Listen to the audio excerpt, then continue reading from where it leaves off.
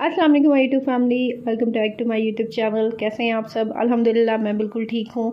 आप सबकी दुआओं का, आप सबके प्यार का बहुत बहुत शुक्रिया। और अभी मैं कल ही मैसेजेस देख रही थी, कल रात को, तो मुझे ऐसे ही लड़की का डीएम आया हुआ था कि मेरी अभी नई नई शादी हुई है और वो बोल रही थी कि मेरी जो है, मैं जॉइंट फैमिली में मेरी शादी हुई है, मैं बहुत ज़्यादा इनोसेंट हूँ, बहुत मासूम हूँ और मुझे नहीं पता कि किस तरह कैसे मैनेज करना है सारा कुछ। तो अभी मेरी शादी जो है 1 वीक हुआ है शादी को, तो आप मुझे कुछ बताएं क्या करना है। तो मैंने कहा चले आप लोगों के साथ शेयर करती हूँ कि ये जो जॉइंट फैमिली होता है ना, ये रियली थोड़ा सा टफ़ होता है जॉइंट फैमिली में रहना। लेकिन जहाँ जॉइंट फैमिली के थोड़े से हैं नुकसान, लेकिन वहाँ फ़ायदे भी हैं जॉइंट फैमिली के। तो जॉइंट फैमिली जो होती है ना, अच्छा मेरी शादी जो है वो भी जॉइंट फैमिली में हुई है, लेकिन जॉइंट फैमिली में रहने के ना कुछ तौर और तरीके होते हैं जो हमें अपनाने पड़ते हैं और हर तरह का घर का माहौल एक जैसा नहीं होता। सबसे पहले ये जो मेरी वीडियो अगर आप देख रहे हैं, अगर आपकी बहन की शादी है, आपकी नंद की शादी है, तो लाजमी उसके साथ ये वीडियो लाजमी शेयर कीजिएगा, तो बहुत फ़ायदेमंद होने वाली है उनके लिए। अच्छा, मैं आप लोगों के साथ कुछ पॉइंट शेयर करूँगी जॉइंट फैमिली के हवाले से कि मतलब हम लोग किस तरह रह सकते हैं जॉइंट फैमिली में। हाँ, थोड़ा सा मुश्किल होता है, एक टफ़ होता है, स्पेशली उस लड़की के लिए जो लड़की पीछे से मतलब एक अकेली है माँ बाप की, या एक ऐसे घर से आ रही है जहाँ पे कोई मतलब चाचा ताया ऐसे कुछ ताई ताया यानी वो नहीं है उनके पास, यानी वो सिंगल अपने घर में रहते हैं अलग से, तो ऐसे घर से आ रही है। तो पहली बात तो ये कि उसके पेरेंट्स को भी सोचना चाहिए कि यार हमारी बेटी किस माहौल में है। और वो आगे शादी एक लड़के को देख के इतनी बड़ी फैमिली में कर देते हैं, मतलब उनके 5-5 6-6 बच्चे होते हैं, बहनें होती हैं, और मतलब फिर जाहिर है वो लड़की को ऑटोमेटिक प्रॉब्लम ही होती है, प्रॉब्लम फेस करना पड़ती है। पहले तो यार आप लोग खुद ही देख के करें, वरना अगर आपको लगता है कि हमारी बेटी इस माहौल में एडजस्ट कर जाएगी तो आप लोग करें, ज़रूर करें।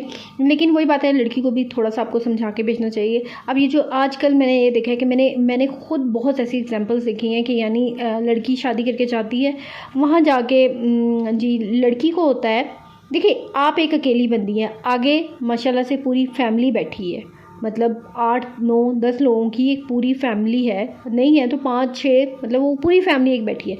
अब वो जो एक लड़की होती है उसका क्या मुतालबा होता है कि भाई सारे मेरे मुताबिक चलें या मेरे उसमें डल जाए। नहीं, ऐसे नहीं होता। आप जा रही हैं, आपको उनके रंग में रंगना है, आपको उनके उसमें ढलना है, आपको उनके तौर तरीके अपनाने हैं, वहाँ पे अपने तौर तरीके नहीं चलाने, आपको उनके तौर तरीक़ों को अपनाना पड़ेगा। आपको देखना पड़ेगा वो कब उठ रहे हैं, कब जाग रहे हैं, कब सो रहे हैं। बाकी ये कि हर किसी की अपनी लिमिट होती है, देखिए आप अपनी वो लिमिट क्रॉस नहीं करें। पहली बात ये है कि लिमिट में रहें। हर चीज़ जो होती है ना जॉइंट फैमिली में भी एक लिमिट में अच्छी लगती है। अगर आप सिंगल भी रह रहे हैं ना, मतलब अलग घर में भी रह रहे हैं, जॉइंट फैमिली से हट के भी रहे, तब भी हर चीज़ लिमिट में अच्छी लगती है। हाँ, थोड़ी सी प्रॉब्लम फेस करनी पड़ती है, थोड़ी सी मुश्किलात होती हैं, लेकिन आजकल जो होता है ना बिल्कुल बर्दाश्त नहीं है वो वाली बात कि मतलब जाते ही लड़कियों को होता है कि बस हम लोग जो है कब्ज़ा कर लें, हमारी चल पड़े इस फैमिली में, सास भी हमारी सुने, नंद भी हमारी। वो औरत जो इस घर, जिसने ये घर बनाया, जिसने बच्चे पैदा किए, जिसने शादी की, किस तरह वो आपकी सुन लेगी? नहीं सुनेगी वो आपकी, आपको उसकी सुननी पड़ेगी। वो अगर मतलब उसके बेटा है, उसकी बेटी है, तो आप भी उसकी बच्ची हैं, वो आपको अपने मुताबिक चलाएगी, आपको उसको अपने मुताबिक नहीं चलाना उस औरत को। तो पहले तो आप अपनी बच्चियों के, जिन लोगों को जॉइंट फैमिली में भेज रही हैं, पहले तो उनको ये चीज़ रियलाइज़ करवानी है कि बेटा आपने वहाँ जाके उनको अपना घर मानना है।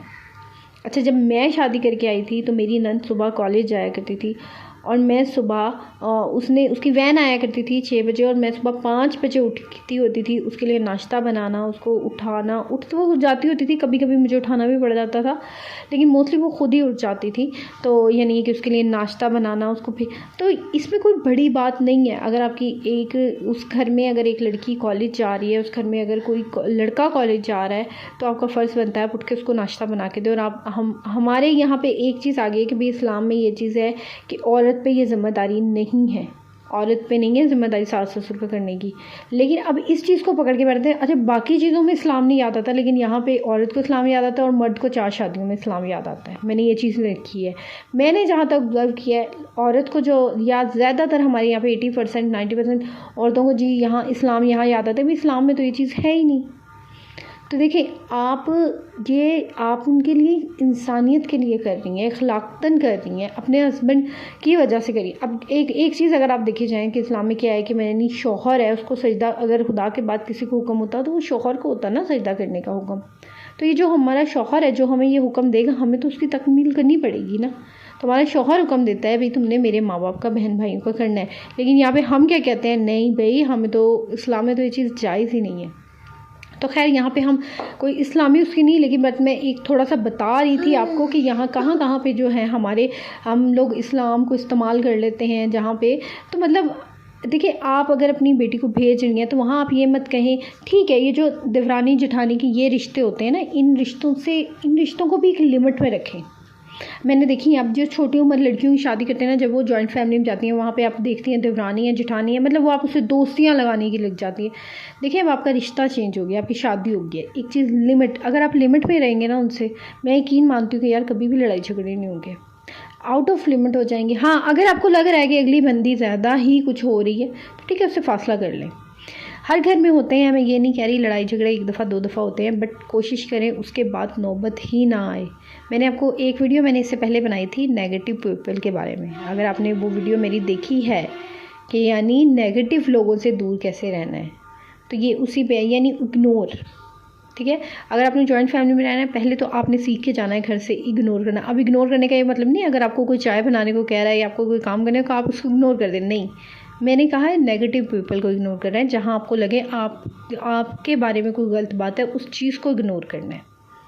बर्दाश्त दूसरे नंबर पे आ जाती है, बर्दाश्त बहुत इम्पॉर्टेंट है, बर्दाश्त, ठीक है ना, बर्दाश्त करना बहुत इम्पॉर्टेंट है।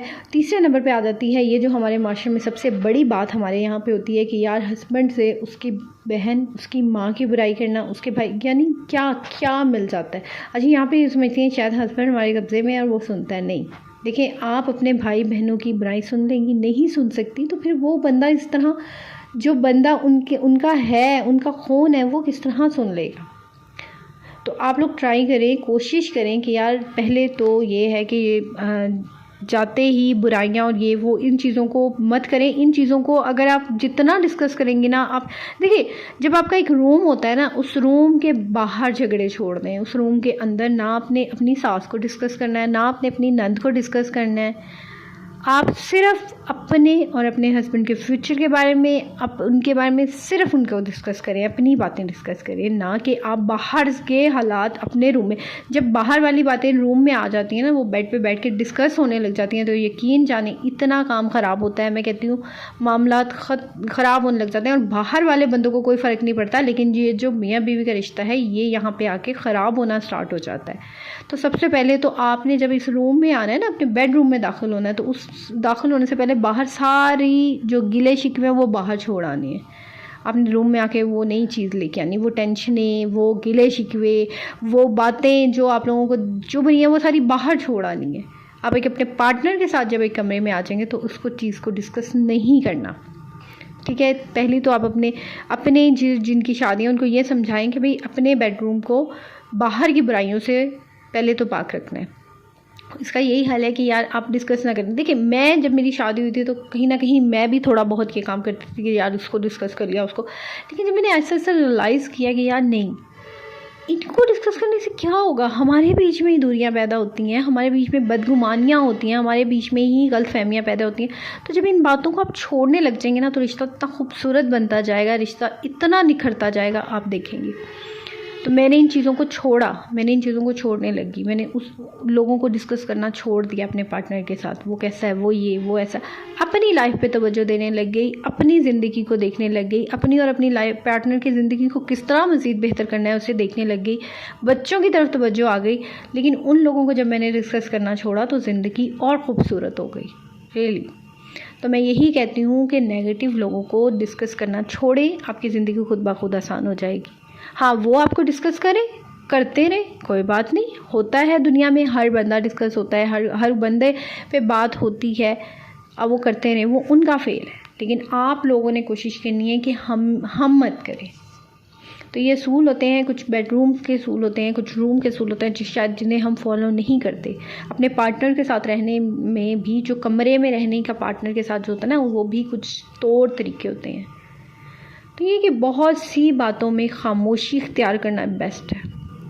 खामोशी मैं कहती हूँ बेस्ट। मतलब मैंने एक चीज़ नोट की है कि मैं पहले बहुत गुस्सा करती थी, बहुत ज़्यादा करती, लेकिन आहिस्ता आहिस्ता जब मैंने थोड़ा सा ज़िंदगी को, और स्पेशली जो हमारी मैरिड लाइफ होती है ना, मैंने जब इसके अंदर मज़ीद मेरी जैसे मेरी साल बढ़ने लगे, थोड़ा थोड़ा मुझे होने लगा, बच्चे हो गए, तो मेरे ख्याल से साल बढ़ने से कुछ नहीं होता, लेकिन जब आपके बच्चे हो जाते हैं ना, तो आप मज़ीद जो है ना, वो पता चल जाता है आपको ज़िंदगी का, यार इसको किस तरह गुजारनी है। तो फिर मुझे आहिस्ता आहिस्ता रियलाइज़ हुआ कि यार खामोशी अच्छा है। ये जो आजकल फेमिनिज़म चल रही है जी, मेरी मर्ज़ी मेरा जिस्म वाला काम, ये चीज़ छोड़ के आनी है, ये चीज़ छोड़नी पड़ेगी अपनी, है ना। ठीक है, हर इंसान की एक सेल्फ़ रिस्पेक्ट होती है, मैं ये नहीं कह रही कि आप उस सेल्फ़ रिस्पेक्ट के नीचे गिर जाएं, लेकिन अगर आप अगले बंदे की रिस्पेक्ट करेंगी, यकीन माने आपकी सेल्फ़ रिस्पेक्ट पे वो कभी भी उंगली नहीं उठाएगा, आप पे कभी रिस्पेक्ट, आपकी डिसरिस्पेक्ट नहीं करेगा आपको। लेकिन क्या होता है ना, पहले उंगली उठाई जाती है। हाँ, अगर आपको कहीं लग रहा है कि भाई ये बंदा मुझे बहुत ज़्यादा कर रहा है, या आप 1 दफ़ा इग्नोर करें, 2 दफ़ा, 3 दफ़ा इग्नोर करें, 4 दफ़ा, तो एक हद होती है बर्दाश्त की भी, तब आप बोलें। अब ये नहीं कि उसने आपको पहली दफ़ा में कहा तो आप बस पहली दफ़ा में तमाशा कर दिया और पूरे घर को इकट्ठा कर लिया, तो ऐसे नहीं है। मेरे साथ होता था, मैं बहुत ज़्यादा गुस्से की तेज़ थी, यकीन माने, लेकिन मैंने अपने खुद के गुस्से पे इतना काबू पाया, मुझे खुद को यकीन नहीं आता कि यार मैं अब इतना ज़्यादा कंट्रोल खुद पे कर लेती हूँ। इस पर भी मैंने स्पेशल वीडियो बनाई हुई है, कंट्रोल, गुस्से को कंट्रोल करना। मेरे चैनल पे सारी वीडियोस मौजूद हैं, आप लोग जाके देख सकते हैं। तो दूसरा ये है कि अपने पे तवज्जो दें, ख़ुद पे तवज्जो दें, अपनी सेल्फ़ केयर करें, अपनी ख़ुद की केयर करें, ताकि आपकी ज़िंदगी अच्छी हो, आपकी मैरिड लाइफ खूबसूरत बने, आपकी खुशहाल बने मैरिड लाइफ। आप वो बातें, नेगेटिव थॉट को छोड़ दें, पॉजिटिव थिंकिंग करें, पॉजिटिव सोचें, पॉजिटिव बातें करें। यकीन माने, जब हस्बैंड और वाइफ पॉजिटिव बातें करते हैं ना, तो मैं कहती हूँ ज़िंदगी पॉजिटिव होती जाती है। ये मैंने एक्सपीरियंस किया हुआ है। आप देखिए आपका पार्टनर कब आ रहा है, घर जब आ रहा है उसके साथ चाहे आधा घंटा ही सही, लेकिन उसको थोड़ा सा टाइम दें, बहुत अच्छा, या ज़रूरी होता है ये चीज़। अब मेरे हस्बैंड अक्सर रात को लेट आते हैं, लेकिन मैं उनके लिए जागती हूँ क्योंकि मुझे उनको थोड़ा सा टाइम देना होता है, तो ये बहुत ज़रूरी होता है। टाइम देना मतलब कि आप बैठें, उनसे बातें करें, उनसे पूछें, उनके बारे में पूछें, तो ये कि उनकी परेशानी को मतलब करें, खुद ऐसे डिस्कस करें कि उन्हें लगा हाँ यार मेरे साथ और भी बंदा है, मैं अकेला नहीं हूँ परेशान होने वाला, मतलब ये मेरे लिए मेरे साथ खड़ा है अगला बंदा। तो ऐसे उस बंदे को बन के दिखाएं, ना कि ऐसे कि मतलब उस बंदे की सरदर्द बन जाए हम। तो ये कि ये कुछ इंपॉर्टेंट बातें हैं जो मैंने सोचा मैं आप लोगों के साथ शेयर करूं। आप लोगों को इंशाल्लाह मेरी वीडियो जो है कमेंट्स करके लाजमी बताइएगा कि आपको मेरी ये वीडियो कैसी लगी, ठीक है। तो बाकी ये है कि मुझे दुआओं में ज़रूर याद रखिएगा, जितना भी आप लोगों को प्यार देते हैं मुझे बहुत अच्छा लगता है, आप लोग मुझे कमेंट करते हैं। और कल का मेरा व्लॉग नहीं आया था, उसके लिए मुझे 1-2 लोगों ने कमेंट किया था आपका व्लॉग ने, मुझे बड़ा अच्छा लगा कि यार लोग मेरे वीडियो का वेट कर रहे होते हैं कि मतलब आपका व्लॉग नहीं आया। तो कल जो था मेरी कुछ तबीयत नहीं ठीक थी, ज़रा थोड़ा सा बच्चों पर मैं मसरूफ़ थी और मेरी तबीयत नहीं ठीक थी, ज़रा बच्चे की तबीयत नहीं ठीक थी, तो बस इसलिए ये कि कल मुझे थोड़ा टाइम नहीं मिला व्लॉग को अपलोड करने का, वॉइस ओवर करने का। तो मैंने सोचा आज आप लोगों के साथ लाजमी व्लॉग शेयर किया जाए, क्योंकि आप लोग जो है मेरे वीडियोस का इंतज़ार करते हैं, व्लॉग का मुझे बहुत अच्छा लगता है कि आप लोग इतना प्यार दे रहे हैं, इतनी मोहब्बत दे रहे हैं, इतने अच्छे कमेंट्स करते हैं, इतनी दुआएं देते हैं। तो देखिए जहाँ पे पॉजिटिव लोग होते हैं वहाँ नेगेटिव लोग तो होते ही होते हैं, तो यानी दोनों चीज़ें होती हैं। तो नेगेटिव लोग भी हैं, उनका भी बहुत शुक्रिया जो मुझे नेगेटिव कमेंट करते हैं। तो वो भी मुझे मोटिवेट ही कर रहे होते हैं एक किस्म का, जब वो मुझे ऐसे नेगेटिव कमेंट कर रहे होते हैं ना, तो उससे मैं और मोटिवेट हो जाती हूँ कि हाँ भाई चलो ठीक है, इनको नहीं पसंद तो ना देखो, बट मैं तो करूँगी। लेकिन जो पॉजिटिव लोग होते हैं ना उनके लिए तो फिर करना ही पड़ता है, जो इतना प्यार दे रहे हैं, इतना आपका इंतज़ार करते हैं, वेट करते हैं, फिर उनके लिए तो आपको फिर कुछ ना कुछ करना ही पड़ेगा। तो ये चीज़ है कि बस इसलिए फिर मैं यही सोची थी, मैंने कहा आप लोगों के लिए लाजमी वीडियो बनाई जाए। डेली रूटीन की होता है कि मेरा दिल करता है कि मैं आप लोगों के साथ अपनी डेली रूटीन ही शेयर करूँ रोज़ाना, बट मुझे ऐसा लगता है कि यार आप लोग बोर ना हो जाएं देख के, बट नहीं, आप लोग मुझे इतना मोहब्बत दे रहे हैं, मुझे पता है कि आप लोग बोर नहीं होंगे। आप लोग बहुत मोहब्बत और प्यार से जो है मेरी वीडियो देखते हैं, कमेंट करते हैं, मुझे वीडियो को लाइक करते हैं। तो इंशाल्लाह अब ये है कि हमारा 1K होने वाला है, जल्दी से आप लोग मेरे 1K करवा दें, इंशाल्लाह एक अच्छा सा गिव अवे करेंगे, तो उसमें मेरे ख्याल से आप लोग सब पार्टिसिपेट करेंगे। और मेरा जो गिव अवे होगा वो इंस्टाग्राम पे होना है, ठीक है। तो आप लोग इंस्टाग्राम को फॉलो कर लें अगर आप लोगों को गिव अवे में पार्टिसिपेट करना है। इंस्टाग्राम का लिंक जो है वो नीचे डिस्क्रिप्शन में है, वहाँ जाके आप लोग मुझे फॉलो कर सकते हैं। और दुआओं में याद रखें, मुझे ढेर सारी आप लोगों का प्यार मुझे बहुत ज़रूरत है, सपोर्ट की बड़ी ज़रूरत है। आप लोग सपोर्ट करते रहें, प्यार देते रहें अपना, और मुझे दुआओं में याद रखें। कोई किसी किस्म की वो बात आप लोगों को बुरी लगी हो मेरी, उसके लिए पहले से माज़रत है, और दुआओं का शुक्रिया। ऐसी मोहब्बत देते रहें, ऐसी दुआएं देते रहें। इंशाल्लाह आप लोगों के लिए अच्छे अच्छे टॉपिक्स जो है मैं आखिर लेके आती रहूँगी। और चलें जी, दुआ में याद रखिएगा। वीडियो पसंद आई है चैनल को सब्सक्राइब लाजमी करें, वीडियो को लाइक करें, कमेंट्स लाजमी करें और शेयर भी कर दें चैनल को। ओके जी, अल्लाह हाफिज़, दुआ में याद रखिएगा।